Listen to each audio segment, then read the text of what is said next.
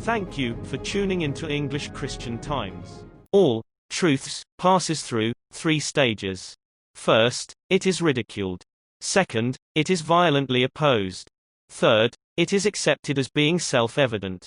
The quote by German philosopher Arthur Schopenhauer exemplifies the rape allegations against Bishop of Jalandhar Diocese, Franco Case. Much has been told, and much has been heard, since June 2018, the time when sexual accusations against Bishop created a noise in the media. People around the country were caught in a dent. The truth was ridiculed, it was violently opposed. We, as a society, have and must pity victims in all cases. But what if the accused is the victim, and the complainant is merely painted as one? The allegations against Bishop Franco was not just the story of truth being ridiculed, but of remorse and grudge being overruled for exposing a subordinate. The allegations of being sexually abused 13 times, victim, going to Bishop's room and get raped, for a period of 2 years, from 2014 to 2016, itself portrays how the incident was misstated for the masses. There is another story the media hasn't shown interest in. A story that exposes the complainant, who with her supporters, have ridiculed the sanctity of a religious congregation, and manipulated innocent community members. She, a religious nun, is a former superior of the convent in Kerala. The unexpected events occurred in 2016, when she was accused of being in an illicit relationship with a man who wedded her cousin. On the pretext of a written complaint sent by the man's wife, the Mother General conducted multiple council meetings, and even approached the bishop, the head of Jalandhar Diocese, for a direction. The community was afraid of the superior, who lost the general election in the congregation, and was supported by multiple groups outside.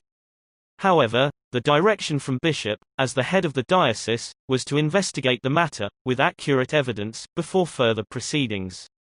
In January 2017, the Mother General travelled to Kuruvillingad.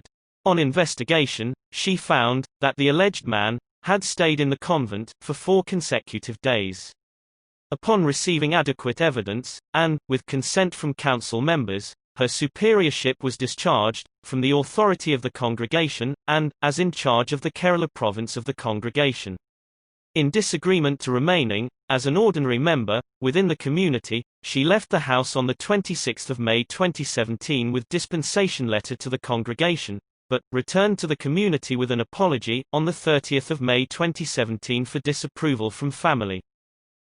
Being an influential person amidst her supporters, she, along with a prominent extremist group, manipulated stories against Bishop for the action. Bishop was pictured to be the reason for all actions against her. The rest was what we have seen in the media during the time of investigation. The time is such that sexual abuse is merely being used as a tool of vendetta.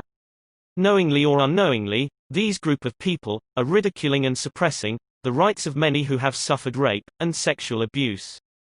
What justification do you give when an action taken by the authority against a subordinate is used to vilify the former?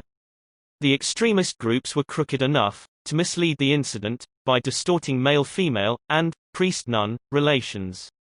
In this case, it's a disciplined and faithful head, Bishop Franco Case, who is being vilified and defamed for fulfilling his duty. It's time truth is accepted as being self-evident. News Desk, English Christian Times, Delhi.